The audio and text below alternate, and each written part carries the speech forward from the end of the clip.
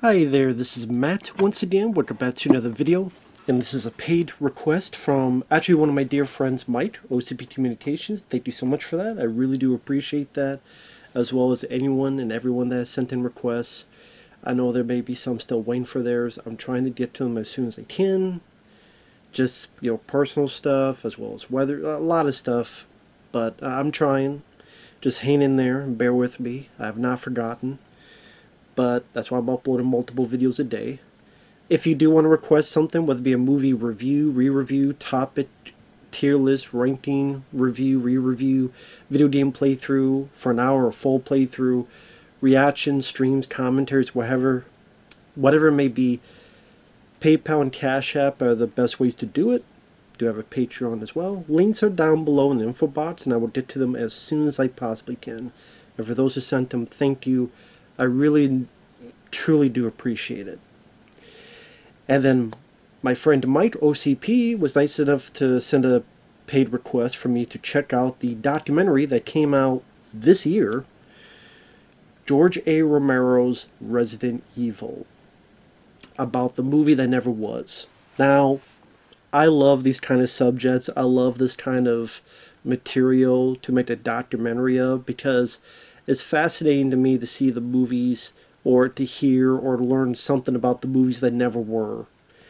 As if, imagine an alternate universe where these movies did exist, whether it be Crusade with Arnold Schwarzenegger, directed by Paul Verhoeven, Isobar, a sci-fi horror film with Sylvester Stallone, where he battles this plant creature, effects done by Rick Baker, directed by Roland Emmerich, around the time, either before or after he did Universal Soldier, and it would have been a Terrible film, big budget sci-fi epic action horror with Stallone in it, Isobar in the early 90s. I love that kind of stuff. Hunter or Rambo, but then you have the Hunter script, so it's Rambo, but it's a sci-fi monster movie. The list goes on. I Am Legend, but what if it was Arnold and Ridley Scott? The tons of stuff of that nature. And there's not a whole lot of documentaries out of that nature, but I will say the best one is The Death of Superman Lives, directed by a guy named John Schnepp. Sadly, that guy has passed away. Tragic, but he made a fantastic documentary. Even if you know nothing about it, even if you're not into Superman, I urge anyone to watch The Death of Superman Lives. That is the curriculum of how to do that type of thing. Granted, they had the ability to get so many people interviewed, Kevin Smith, Tim Burton, so many other people, because there was pre-production and artwork, and they were getting very close to making it. Or you have a film that was finished but never released, like Doomed, about the 1994 Fantastic Four film. That's a good documentary. This one was always going to be a bit of an uphill battle because you have very little to work with. And it's an hour and 50-minute documentary, so pretty lengthy. Now, overall, I did enjoy this. I thought this was fun to watch. I did like it. I would give it a thumbs up. Just material. I did not mind the way it was directed in terms of, for example, the opening. It's like the opening of the games where you have a still image, and this may have gory images and violence, kind of like the original games would have. And then they have stuff they filmed specifically for the documentary, like a person approaching a mansion and something seems to be following them. And maybe a dog, and it's doing like Evil Dead type of cameras. And then when they're in the mansion, there's old school TV showing some of the footage that's being told within someone's interview or other material. So they try to be a little bit more ambitious, which I appreciate. Now, of course, I love George Romero. Dawn of the Dead is one of my favorite films ever. I like Day of the Dead. I'm not a Night of the Living Dead guy. I actually prefer the remake, but I appreciate what it did. But I'm much more of a Dawn of the Dead guy. And then Resident Evil. I love 1 and 2. My favorite is 4. 3 I haven't played a whole lot. I know of it, but I didn't play enough of it to give a valuable opinion on it. But I love 4. Part 2 is my first Resident Evil game. I grew up with that a tremendous amount. I actually still have it here, funny enough. I'm looking at it right now. Played this way back to the day, played this countless times, love this game. One of my favorites in the franchise.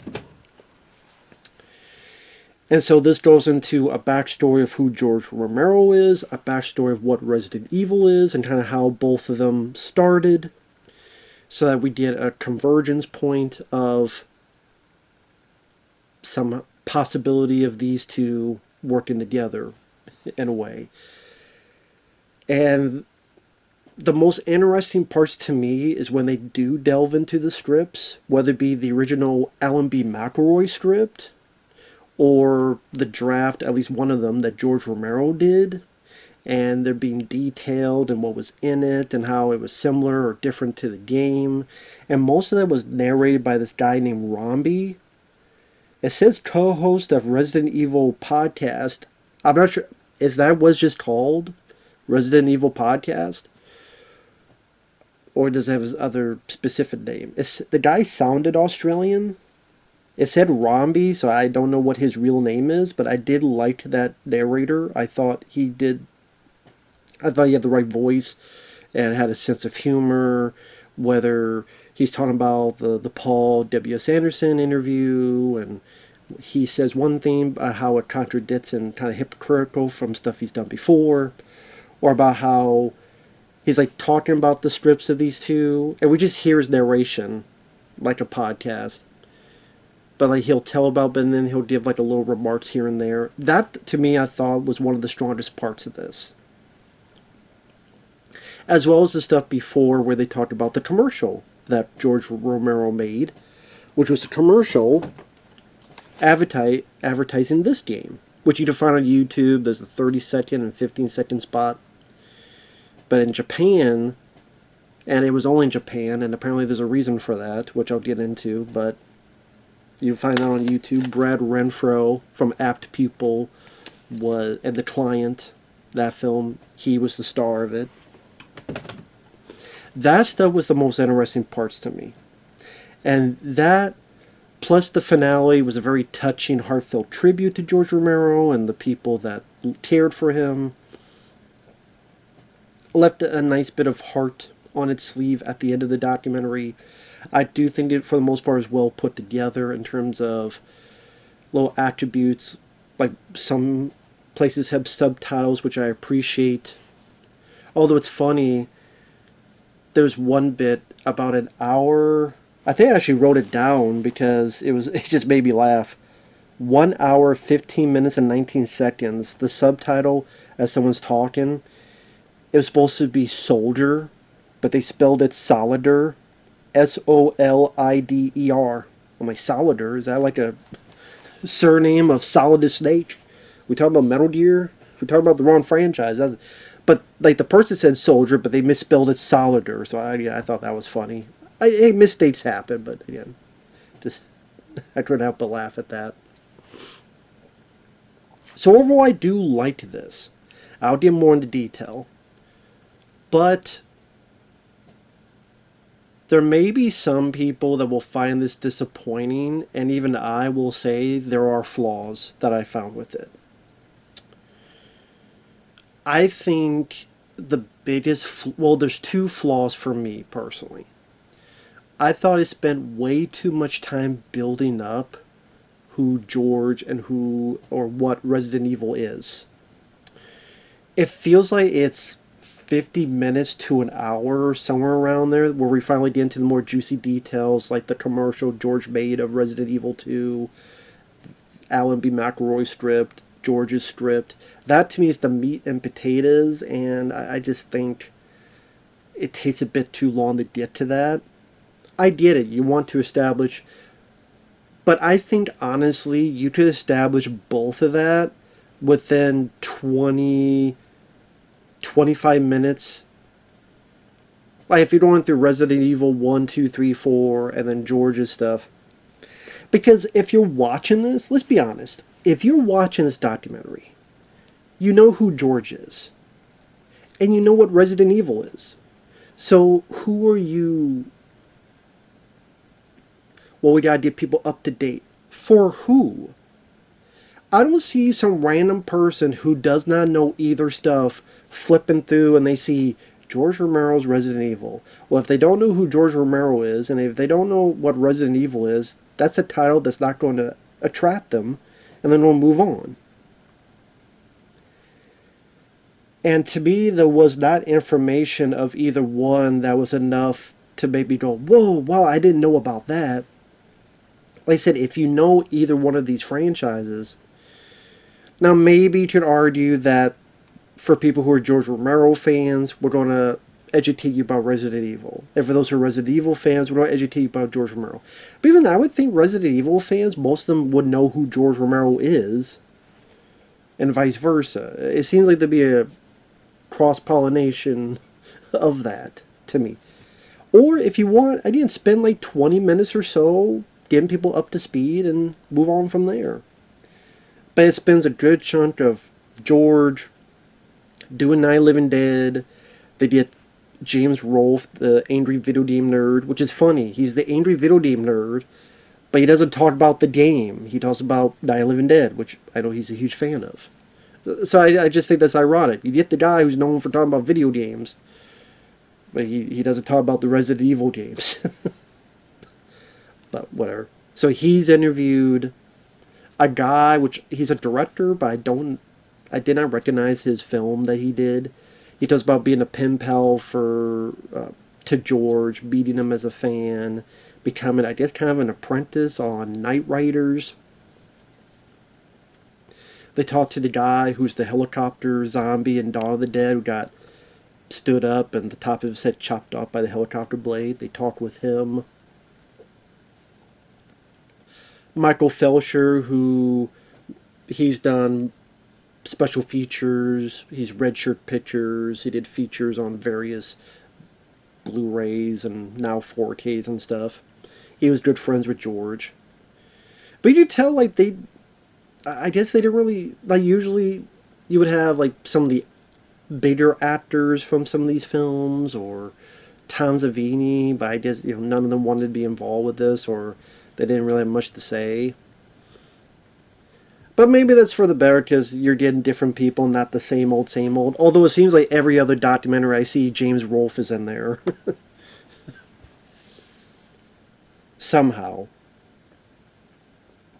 But anyway, yeah, they talked about that. Oh, he did Martin, and he did The Crazies. Then he did Dawn of the Dead. And they talked a little bit about Dawn of the Dead and what it meant and the consumerism angle of Dawn of the Dead. Then he talked about Day of the Dead.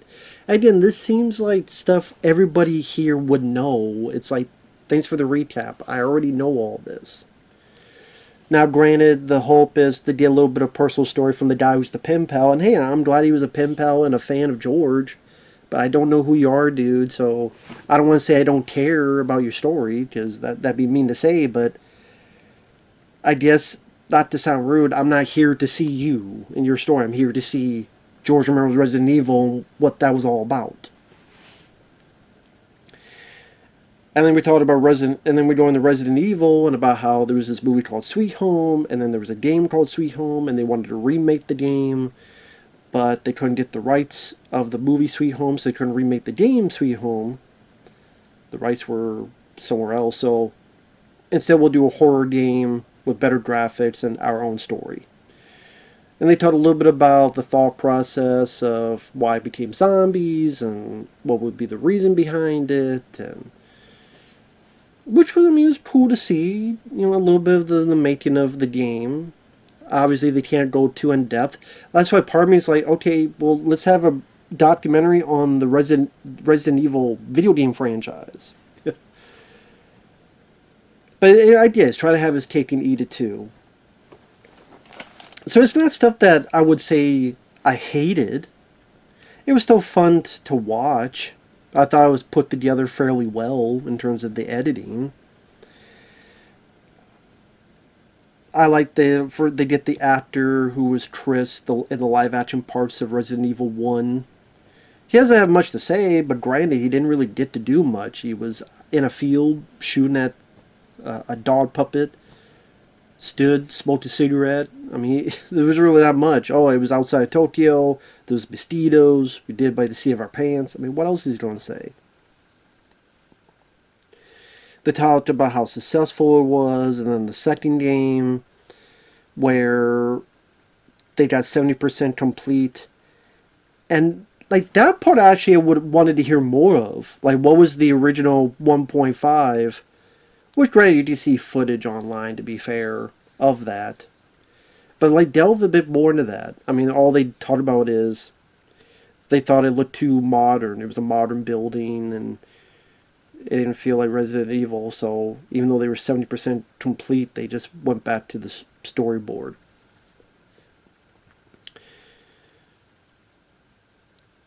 I guess some of this can at least be slightly interesting, but you kind of okay. Let's move along, moving on because like I said, it feels like it takes 40, 50 minutes to get to the meat and potatoes of it, which is the commercial George Romero did for Resident Evil 2. And that was cool to hear about because I remember that commercial. It was done at the Lincoln Heights Jail in LA. George wasn't really big on the union, so he had to use a pseudonym. They interviewed a guy who played a zombie during that. I guess the girl who played Claire, I guess either she didn't want to be interviewed or they couldn't find her. That's why I wish we could have gotten more interviews from people who were there. It's either the zombie guy or this Canadian journalist who worked in Japan and was able to go and talk to George. Brad Renfro, of course, has passed away. George has passed away. But like Stream Mad George did the effects. Did he not want to talk about it? You would think he would like, hey, I did the work with George Romero. Now I did talk about it. I don't know if he said no. Because I've seen Stream Mad George do interviews and other stuff. He did it for, I think, Nightmare on Elm Street. He did it for The Diver. Would have been nice to hear from him. But also, there's this bit that they mention where the reason it was only in Japan was because of, quote, a restrictive agreement and a contract. But they kind of say it and they move forward. I'm like, wait, hold up. Let's take a time out here. That, to me, I think should have been more honed in on. What is this restrictive agreement? Why was that in place? Was Brad Renfro really that big of a star that he could get, I'll shoot this commercial, but it can only be in Japan? And he'd be like, okay, then fuck you. I'll hire someone else. I'll get a different actor. I mean, was Brad Renfro the only choice? Were there other choices? How did Brad Renfro get cast? Is there anyone that knew him? His agent? Somebody? Like, how did it all come about that Brad got cast? They just mentioned, oh, he was big with the teens in Japan, but so were a lot of people around that time. I mean, to get the power to have a restrictive agreement in the contract so your commercial can never be shown in the U.S., I thought that was a bit weird. Like let's hear more about that, how that all came about. Like, that to me is like an interesting part of the story, but they didn't really delve deeper into that, and I wish they did. But it was cool to hear from the Canadian journalist, worked in Japan, about his experience talking with George. And particularly, he mentioned that George filmed enough footage that he edited a short film and he showed it to people. Now, where that short film is at and whether it still exists, I don't know. I would love to see it. Now, a short film, I mean, that could be 20 minutes, that could be 15, that could be 25 minutes. Hell, it could be 30 minutes. I don't know, but that would be cool to see. But where it's at and if it's still around, who knows? But that was a very interesting part of it. Again, I wish they could have gotten a few more people who were involved with it, who could give a bit more information, a bit deeper. Like, again, if they could have gotten the girl who played Claire during that, and how she got cast, and how was it working with Brad Renfro, and all that jazz, but I guess not. Or maybe ask people, like, how do you feel about the fact that it was only in Japan? And wow, I didn't even know about it, because it was only in Japan, and like maybe sort of, but maybe that's pretty sad that we couldn't get to have it in the U.S. And that seems like a conversation that would have been intriguing to have, but they don't have it. And then one of the things I like the most about this is, again, this guy Romby from this Resident Evil podcast, which I wonder if Anthony from Let's Talk Resident Evil, I wonder if he knows about this podcast. Because he's a bit... They should have gotten Anthony. They should have gotten Anthony from Let's Talk Resident Evil. He's a huge fan. He has his own YouTube channel, podcast. Should have gotten him for this. He would have been great in it. But one thing about... Okay. Let's go in one direction first and finish that thought. There's this PlayStation Magazine article, PSM Magazine article, that talked about Alan B. McElroy, one of his strips, one of the drafts. I guess it was a later draft. And I'm a guy that I hate reading strips because I'll get like so far, then like, wait, what was that? And I have to like reread it to really get into the memory bank. So I like it better when someone sums it up. I thought the guy summed it up in a very sufficient manner.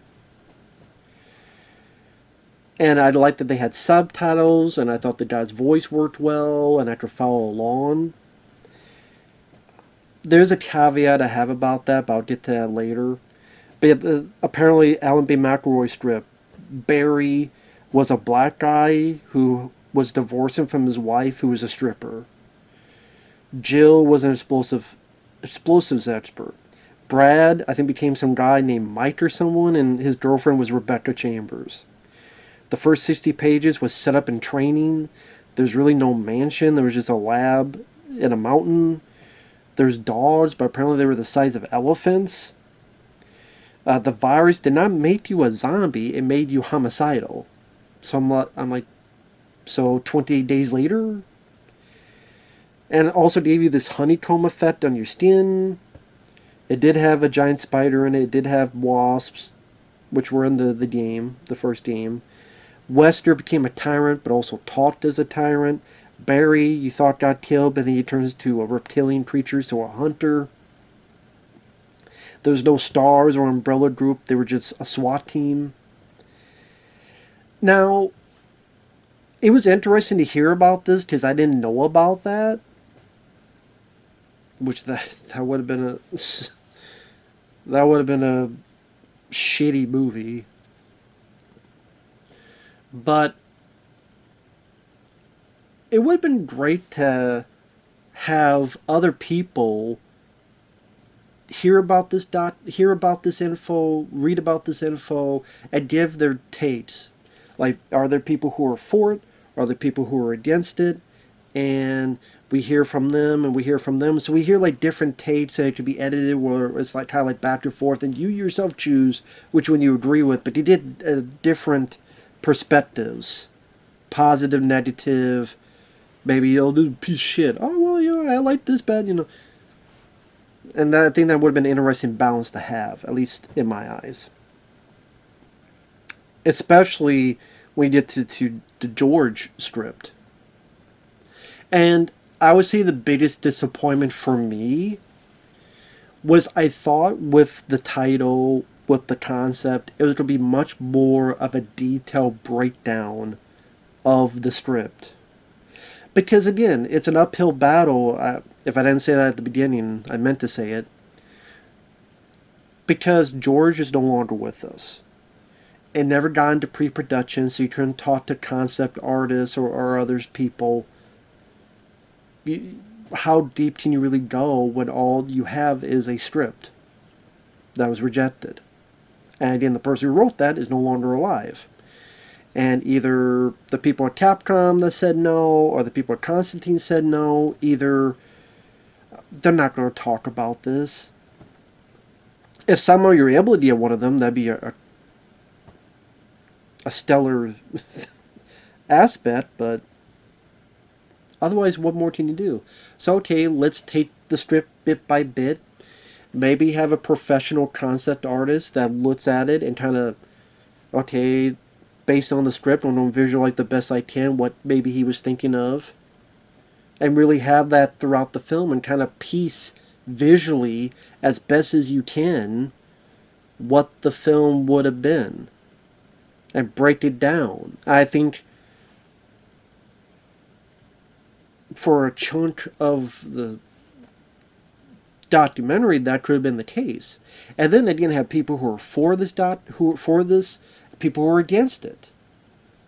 Because it's mostly you hear people I would say mostly this Romby guy, I think a little bit from Residence of Evil, which he's a YouTuber, kind of giving their positive spins on it, but I remember a lot of people not liking this script, not liking what George wrote, not liking the changes. And the way they describe it, other than one or two things, it didn't sound bad. So I'm wondering, so what was the stuff that was so bad that people hated the script? Because I know there were some that hated it.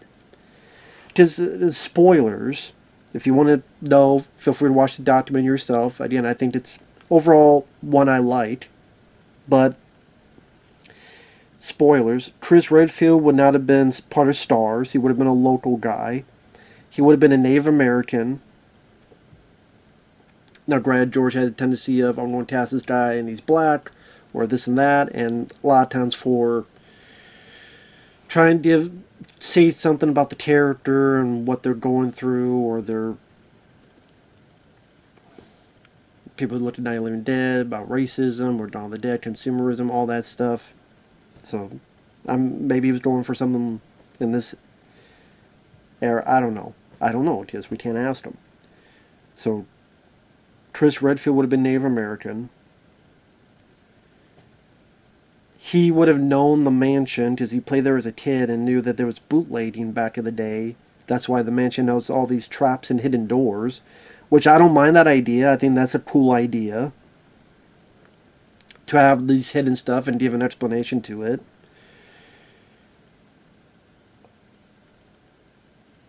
His girlfriend was Jill, who was part of the soldier, the cop, how you want to put the team.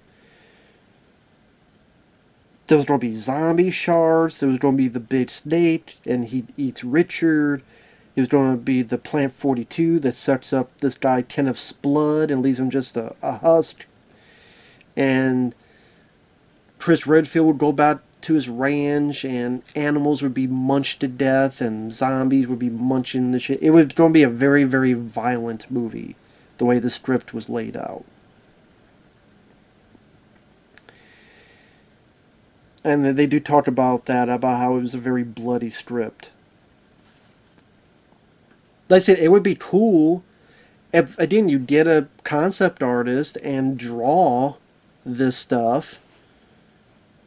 I'm surprised no one has done that. Like, do like a radio play of this. Do like a radio play, and then, get a bunch of artists, and you get this one scene, you get this one scene, or okay, you get these 10, you get these 10, and you work together. I'm surprised no one has done that with how the community of Resident Evil is. That'd be something I'd love to see. And if you can't do the whole thing, but maybe like little bits here, like, okay, have one scene. I'm talking about drawing-wise, but other than that, like, break down the beginning. Here's people who like it, there's people who don't, and so on and so forth. Like Anthony, if he's watching, I'd love to hear. If he's watching, have you ever done a podcast where you break down beat for beat? And I'd love to hear his opinion on that script that they mentioned in this. What was good about it and what was bad about it? The way they make it sound like it sounds really cool. But again, I know there's people who despise it. So what was it they despised about? I mean, the brief they mentioned is all the dialogue could be better. But then they don't really mention what that dialogue was. Like, what was so bad about it? What needed to be better about it? And that's what I mean. Like, the title of this documentary is centered on that. That's the centerpiece. I think there's a lot of other questions, a lot of deep dives you could get into. And if you can't talk to people, then really have these fan discussions that, a variety of people that could maybe get you thinking on, sparkling debate, if that makes sense. As well as giving the viewer the information of what this is. And showcasing the script in a hopefully entertaining manner. And pretty much they go into... Someone in Capcom said, oh, George got fired, but then George was confused. Like, was he fired? The way they made it sound, at the end of the day, the head of Constantine Films, who bought the rights to make the movie in 1997, that guy did not like blood and gore. There was a guy who worked for Constantine who liked George, but that guy's boss is like, no blood, no gore, no gore, no gore, cannot be gory.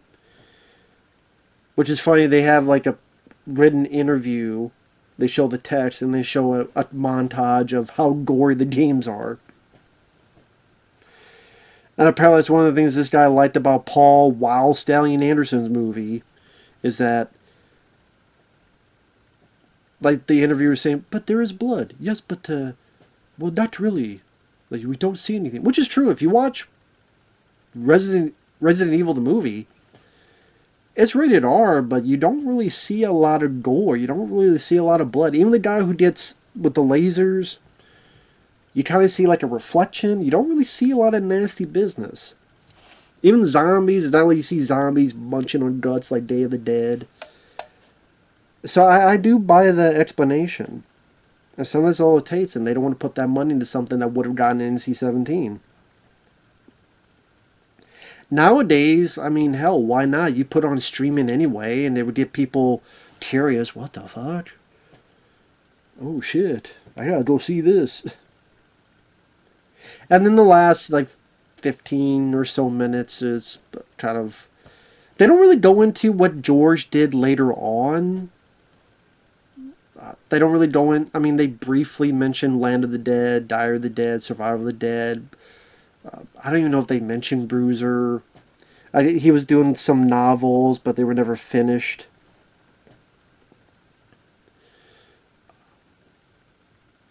And, they talked with some people about how they found out that George Romero passed away.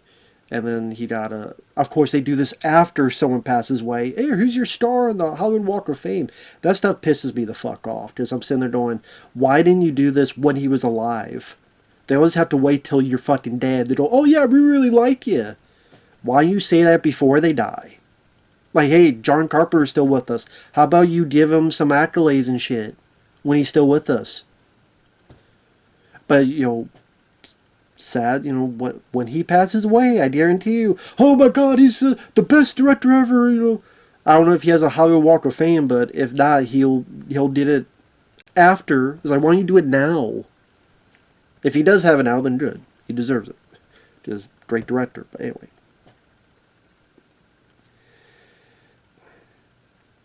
But yeah, it was a nice touching tribute to George. The guy who was the pen pal guy, he definitely got teared up and emotional over it, which I can understand that, and Michael Felcher as well. And that was touching, and the institutes that were made, or not institutes, but the groups that were made to honor George and let people know who he was and that he was a great filmmaker and greatly missed. As all intents and purposes, George seemed like a really nice guy. But yeah, like I said, my only issue is that I wish there was more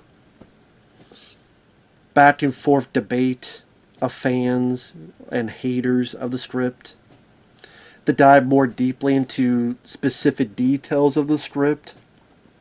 The positives, the negatives. What was George thinking? Well, maybe he was thinking this. Oh, I don't know why he did that, but okay, That maybe could have been interesting to see. and really like dive deep into it.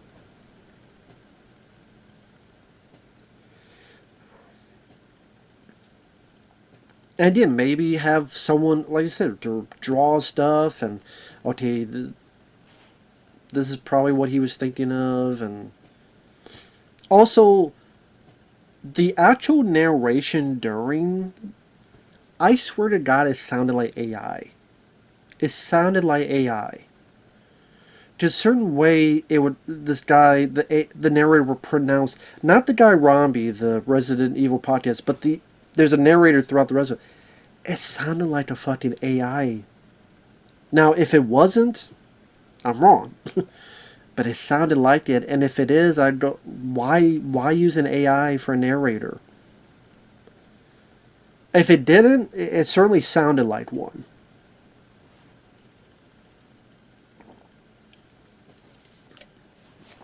But I mean, I because again, sometimes the person would say certain words. I'm like, that's not exactly the right way to say that word.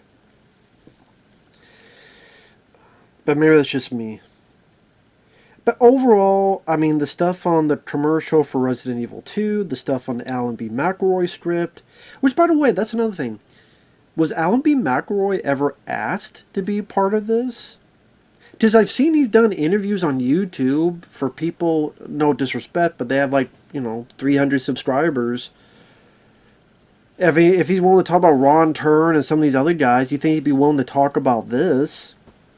Did he get studio notes, or what was your point of view? What direction you were told to go? Were you fans of the game? Were you not a fan of the game? Why did you change certain things? Why was, how come there's so much setup and training? How come there wasn't a mansion? Like, go into your point of view. I would love to hear that. One note I did like was the Romby guy, when he's talking about Paul W.S. Anderson. There's a written interview where he said, well, the reason I didn't use the characters from the game is because they'll survive, because they're in other games, and that loses the suspense of who will die or not die. And I'm sitting there going, number one, Paulie, no one goes to these movies thinking of that. Like, that's not their focus. Number two, you did Mortal Kombat, and even the guy mentioned he did Mortal Kombat, and those had characters from the game, and you knew who would live or die because they'd be in other games. But he didn't write Mortal Kombat. He did write Resident Evil, and the guy pointed that out. I'm like, I like that bit. Like I said, the Romby guy was my favorite. I did like him. So yeah, there's some interesting info, and it was worth a look. Now, like I said, the first half, I think we could have sped it up a bit, and then take more time. Like I said, I wish there was a bit more breaking down specific parts of the strips. I did more of a, like, dissenters as well as lovers, because I think, we need to be fair about it. There were a lot of people that did not like those strips, and they don't have to be, oh, this strip fucking sucked, it sucked my sweaty balls. What the fuck, George? Doesn't mean they have to be that way. It could be like, well, I don't know, I didn't like this, and well, yeah, I didn't like this. Okay, what specific parts? And then, like, give multiple people, and then you have kind of this interesting, fair, balanced look at the stuff, and get more detail into it. But overall, I did like it. It was fun to watch. I don't know if there's a physical release. I did not find one. I don't know if there'd be, even if there was, I don't know if there'd be special features or stuff on it. Either way, you find it on streaming services. Thanks for watching. Take care. Still liked it overall. Still fun to watch. And we'll see you guys later. Bye-bye for now.